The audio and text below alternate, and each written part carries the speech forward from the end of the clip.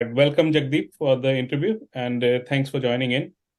So I've got your CV in front of me, and Mhm. so I would like you to start off with your introduction, what you have done in the past, and then we can continue on that. Sure. Yeah. Hey, Saurabh. Good morning.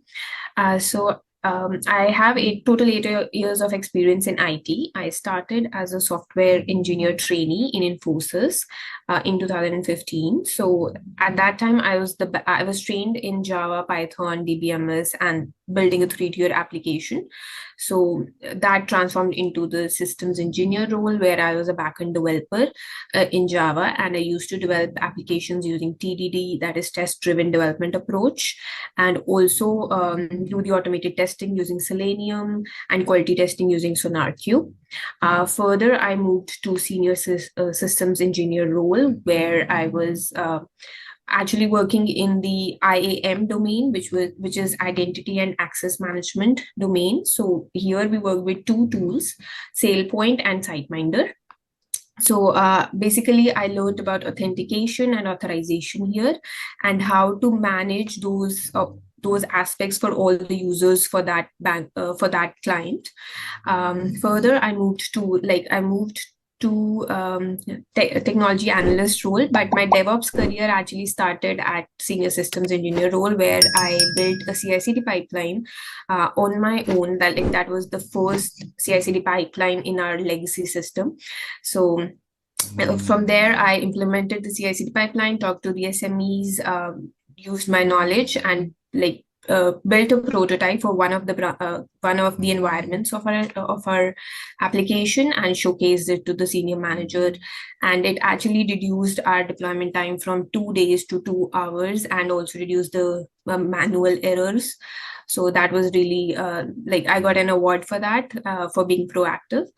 So from there, I switched to cloud, and I started with my first, like, I self learned the cloud, and I passed my first certification, which was AWS Cloud Practitioner certification, and I got the cloud project through internal job posting. There I was managing the infrastructure on AWS, and also the cloud native applications and their deployments on the AWS platform. Further, I moved to Accenture, where I was working as the cloud support engineer.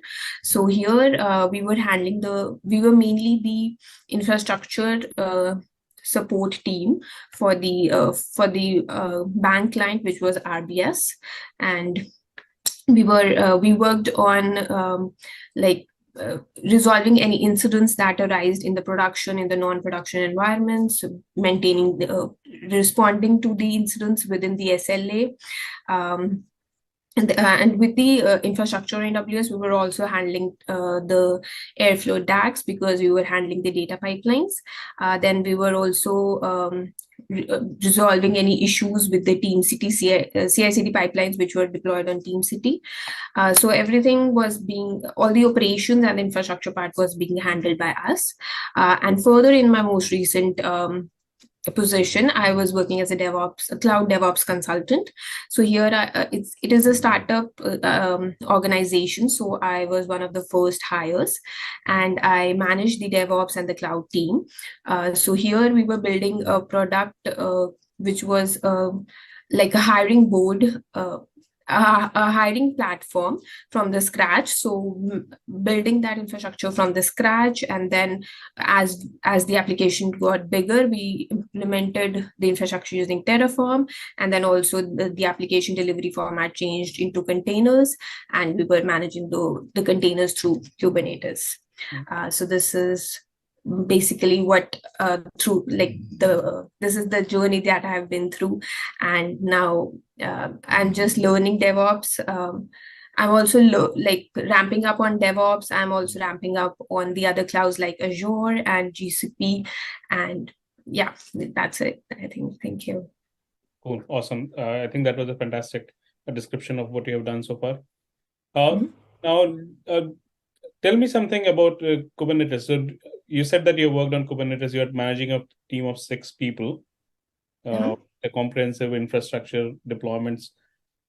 Tell me, why would you use Kubernetes? What are the advantages that it gives you? And also what do you understand on the different components in Kubernetes? So basically, Kubernetes is a container orchestration tool.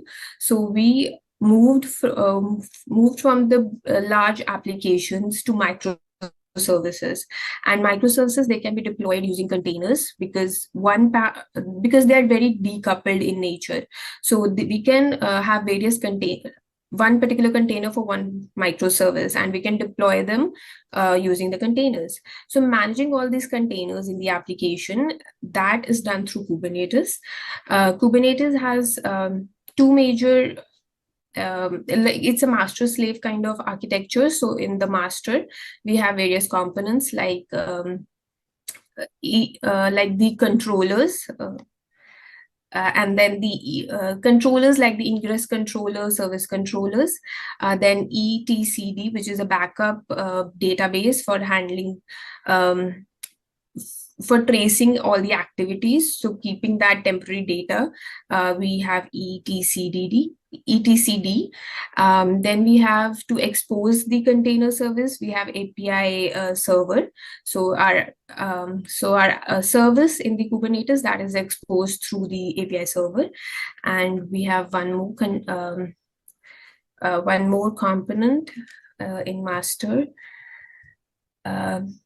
I'm forgetting that, but yeah, this is in the master. And in the slave, we have kube proxy and kubelets and the container engine. So container engine is deployed on each slave node. And then kubelet is for managing which container goes where, and kube proxy is for the communication between the various containers and the nodes. And the yeah. Okay. And the smallest part of the Kubernetes cluster is a pod. So in pod, we can have we can have one or more containers as well. Okay. All right. So in terms of Kubernetes, you have said that you have managed Kubernetes. So what is the size of the infrastructure that you have managed there? And you said that you have a team of 6. Yeah. So at the moment, like our application was not that big. So initially we started with manual deployment of our application, because it was just like one service or two services. But as it grew, so we moved to containerization, and then we moved to the Kubernetes cluster, like EKS cluster on the Amazon. So we had approximately 10 services at that time. So like for various containers for those 10 services. Right. And so if you are to deploy a new service in Kubernetes, can you tell me the steps as to how you would deploy it? Sure. So for the Kubernetes, firstly, we'll have to create an EKS, like we were using EKS. So we used to create the EKS cluster. Then firstly, we would create a deployment.yaml file.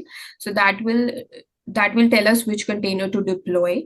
Then we had service.yaml file. So that would tell, like, on various nodes, we can have the containers for that service. So the service would cover all the containers which are exposing that service. So that would be the second YAML. And the third would be ingress.yaml. So that will do the load balancing for that would be kind of external load balancer for our service. So that will expose our service. So these 3 YAML files would be created for each service. And then we'll do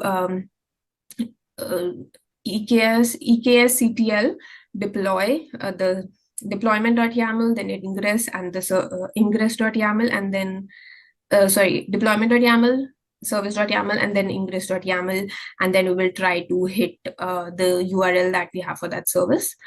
So we can see all this on the AWS console as well. So if we go inside our various components of the cluster, so like the various services, we would be able to see the HTTPS link, and then we would try to test our application. And if any changes, we can again deploy our service. Okay. So do you know what are the 3 types of services that are available in Kubernetes? Services in the sense? So there are 3 types of services in Kubernetes. Do you know what these are? I'm not sure on that. Okay, all right. Now you said that you have managed a team of around 6 people. Mhm. Tell me about what sort of management was required. Would you So you said that you have managed a team of 6, streamlining a comprehensive infrastructure using Kubernetes, Docker. So tell me about what that team used to do. Was it that solely on for infrastructure, or was it application oriented as well? And no, so we had a different development team, so that was application oriented. So Mhm. they would they would push their code on the GitHub repository, and from there we would pick up the code and deploy it on the AWS platform. So for that deployment, also we would create the AWS infrastructure. So for the front end, we were like initially we were using S3 bucket, like we were statically hosting a website on S3 bucket. So we were exposing the S3 with CloudFront and with Route 53. So in CloudFront, we were using the HTTPS certificate as a certification as well to provide the security, and then exposing it using Route 53. And for the backend, we were using like one EC2 instance, and that was two EC2 instances that was exposed like that was back at the back end of a load balancer, and at load balancer we were providing the SSL certification, and then again exposed using Route 53. But later on for the backend we moved to the EKS clusters and managing the backend using containers. Okay, all right. Now I see that you are targeting towards a cloud operations role, probably a Mhm. senior sort of role in it, a cloud operations manager. So can you tell me about what do you understand by site reliability engineering? So I think that means that the site should be highly available and should be able to recover, self-heal itself in case of disaster, so that the disaster recovery mechanism should be there. And like what we were doing, that we were monitoring our applications, and we were also like for the performance, we were doing CloudWatch metric, CloudWatch logs, and CloudWatch alarms if our ideal situation was not met. So we would take actions like Lambda functions, or like mailing to the support team that we might have this issue and this system is in critical state. So we would immediately go to the infrastructure and look through the logs and fix it right away. If like we would do automation wherever possible, but if not, we would send the alarms to the operations team so that they are available on backend call. Okay. Uh, have you heard of these terms SLI, SLO, and SLA? Yes. Can you tell me? So Yeah. Mhm. Sorry. So service level indicators, service level agreement, and service level objectives. So indicator is to define which indicators should be met. The indicators that define the quality of the application and the standard of the application. SLA, that is the agreement within which the incident which is reported that should be resolved, and SLO, that is the end objective of the response that we have provided, and it should be met so that like the customer is satisfied with the response. Right. And how do you measure each of them? Like we have defined various indicators in SLA, like when we have meetings with the external stakeholders, with the client. So we have defined them specifically in the statement of purpose documents, statement of the work My documents. question is, you have an application. How would Uh-huh. you, how would you define how much is the SLO for it? Okay. So you have been running an So application. You have been running an application for, let's say, 6 months. Uh, mhm. if somebody asks you what is the SLO for it, how would you measure it?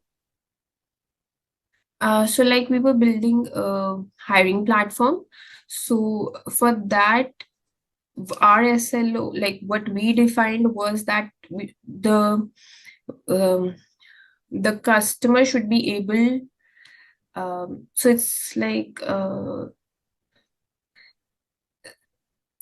right, let me rephrase the it. Let me rephrase it. Mhm, You have an application, and mhm, you explained me the terms SLI, SLO, and SLA. mhm. How would you know that your SLA has not been hit?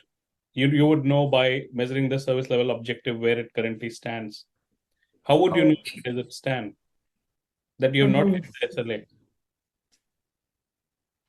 So like in Accenture, we were as part of the support team. So for production, our SLA response time would have was 2 hours. So if we are not able to resolve that incident in 2 hours in production, then it would be escalated to the next our next manager, and then other team members. Like it was cross-functional team, so developers team would also get involved. So I think that is the SLA. If you're not able to do it in resolve it and test it, that the application is running, then it will be a breach of the contract. Agreed. And You got the SLA. How about the SLO? Mhm. How would you know what your SLO is at the moment uh, in application? so I think the end objective that would be to uh, keep keep that application up and running. So There's once a number that you can assign to SLO, whether it's okay. 99, where you are at this stage, whether you are at an SLO point, are you 97, are you 99, or are you 98? How do you calculate that? I'm It's not fine if you sure don't on know. that. It's fine Yeah. if you don't know. All right. Mhm. Uh, Tell me about what's the difference between an RTO and RPO? So RTO is time recovery objective and RPO is recovery point objective. So recovery point objective, it will like an incident has happened and the recent backup that we have. So that would be the point from where we can recover. Till that point we can recover our data. So the data loss that happens between that last backup and the when the failure happened, that is the RPO, so the latest backup and the data that we can recover. And RTO is like when the failure has happened and when we are able to recover our system. So that time lapse between them, that is the RTO.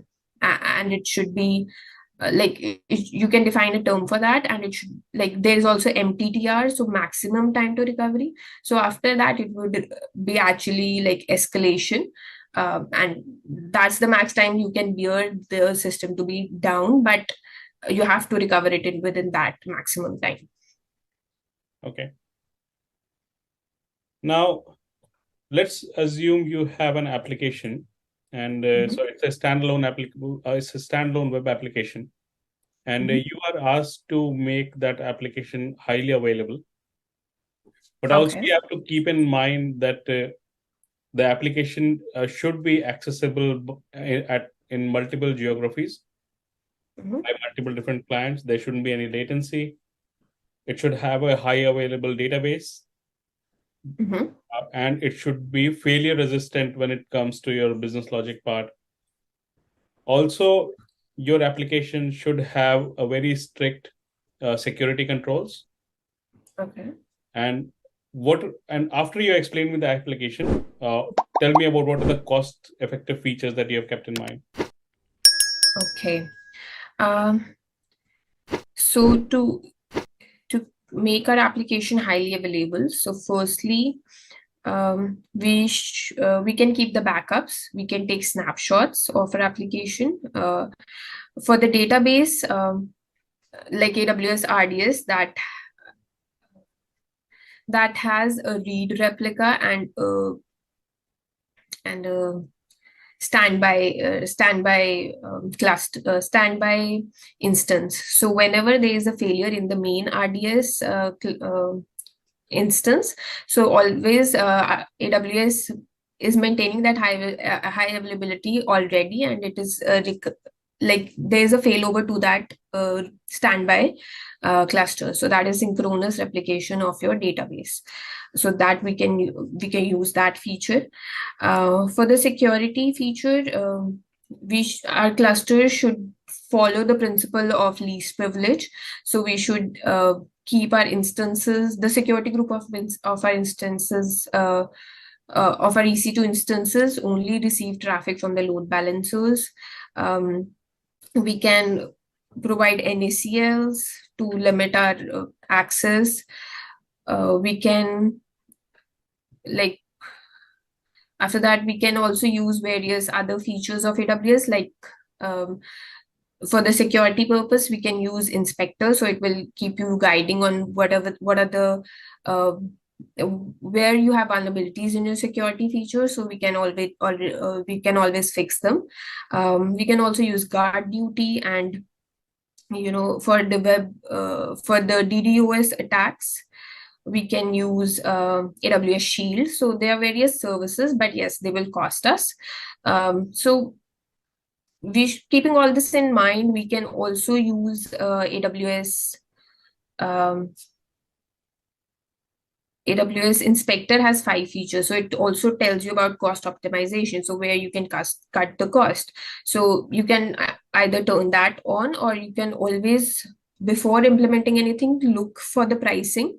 So AWS has provided us AWS pricing calculator. So we can always add on the services, the size of the instances of the clusters and in the clusters. So we can always have that um, approximate pricing uh, in our hand before implementing, and during implementation as well. Like, we were maintaining the cost pack. So like, we were comparing it for the past 3 months. So if there is an increase in this month, so we would do a deep interrogation into what happened extra this month. So we would always, like, represent try to pinpoint where the extra cost went, so we can minimize on that if it's not required, or we can use another best practice. In terms of your high availability, Uh-huh. what's the difference between a region and a zone? So a region, that is a geographical location, um, uh, like a vast geographical location, and within that we have availability zones. So in one region we can have multiple availability zones. So like in US we have 6 availability zones. So each availability zone will have its own data center, and each data center will have separate electricity. Like, all the infrastructure would be separate, so that failure in one data center does not affect the other. Okay. And so with the application that you just mentioned, would you like to make it highly available within regions or highly available within zones? Within regions, actually. And why? Because if we have globally distributed users, we would like to, distribute our data through across regions. And also, if entire region goes down, or there's any natural calamity in that region, so we always should have a backup in the other region, which is not, like, so that it's not affected. Our data is always secure in some other part of the world. Okay. And do you think making highly available region is more expensive than making highly available zoning? Yes, definitely. The costing for replication of data across region is more than within the zone in AWS. All right. So when I asked you this question earlier, I said that there are some costing points that you'll have to ensure, and probably when you are answering these questions, so you should say that you will have to analyze whether the requirements need to be for region or not. But okay. Okay. All right. Now tell me the difference between. Okay, tell me what is an NACL. So that is network access control list. So it is like it has allow and deny rules, and it is a traffic controller for our subnet. Mhm. Sorry. And what's the difference So between NACLs and your security groups? security groups, they are stateful, so they do not have deny option. Whatever traffic, like all the traffic is allowed out of the instance. But for the NACLs, it is stateless until and unless we tell which traffic should go out of the subnet, it will not send the traffic out. Secondly, security groups, they are at the instance level, EC2 instance level, and the NACLs, they are at the subnet level. Um, each EC2 instance can have multiple security groups, but the NACL that will all the instances which are in that subnet, they will have that the same NACL. Then yeah, I think that's it. All right.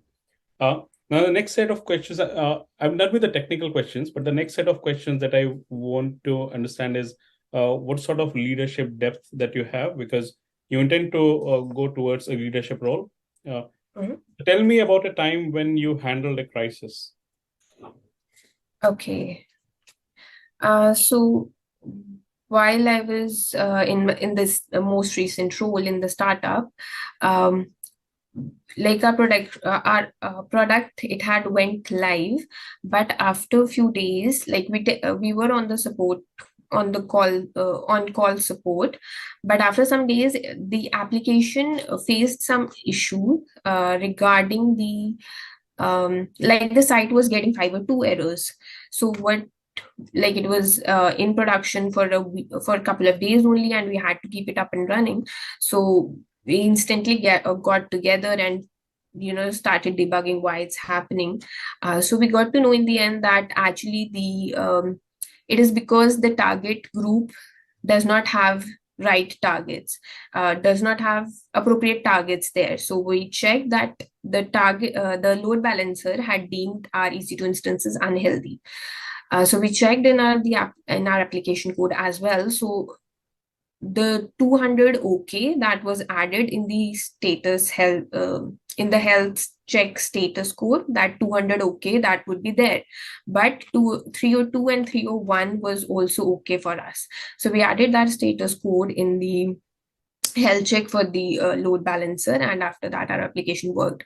So that was like we were not aware of it, but we instantly got together and tried debugging and doing researching on Google why Fiber 2 is coming. So, but we got to the resolution in 2 hours. Okay. And were any of the stakeholders impacted? Yes, we did get few mailers from our angel investors that the application, your product is not responding properly. So we had to respond very quickly to it. Okay. But it was not major impact, but yes, it was a learning for us as well. Right. Now, in a similar scenario, let's say you've got a crisis going on, your one of the primary applications is down. You've got a few stakeholders on the line. So how would you communicate to the stakeholders about the crisis, that they are not able to access the application, probably their transactions are pending? How would you distribute your teamwork? So let's say you've got a team of 6 people. How would you distribute the team to actually work on uh, resolving the issue, doing the communications? Would you distribute half and half? What are the top priorities that you would consider if there is a crisis happening? So actually, we had this kind of scenario in Accenture, and our client was also a bank in UK. So what we did was, like, we would all gather on the call, and it was like during Corona time. So we were all like dispersed at our home location. So we had to get on the call. One person, I was the team lead, so I was in charge of communications. So I would send the mailers to the impacted stakeholders, and telling them that we are working on it and it will be resolved hopefully in 2 hours, because that's our SLA. And like the other person, like we would distribute the work, other person would start looking into the logs, two people would start looking into the logs, other two would go on the research mode, why application might not be running, and if we need help with the other team, so like we would have that cross functional collaboration with the developer team from the vendor side, actually from the client side, because they were also involved in the application building. So we would all get together, and if there's any issue with the application, so two people will go on the application, other two on the infrastructure, and two people on the logs, and I would handle the communications. And yeah, we would, because of this even work distribution, we were pretty quick in resolving the issues, actually. We had like 2 escalations in 1.5 years. Okay. All right. I think I'm almost towards the end of the interview. Just one question. Tell me about a time where you influenced your team to do something new or something innovative, or you brought a change in some process which helped the team. Sure. So like we always what we used to do as a team was we would have our daily scrum every day, but on Fridays we would have brainstorming sessions. So if anybody in the team thought that any of the process was too manual or too long to handle, so we would do automation for that process. So what we did for like in one instance was that to minimize on our cost in the startups, to minimize on our cost, and when we were only manually operating our infrastructure, we integrated our the start and stop of our EC2 instances with our Lambda functions. And the Lambda functions, they were linked to the Slack. So one command on the Slack by any of the developers, like start EC2 dev. So that would start our instance in the AWS console.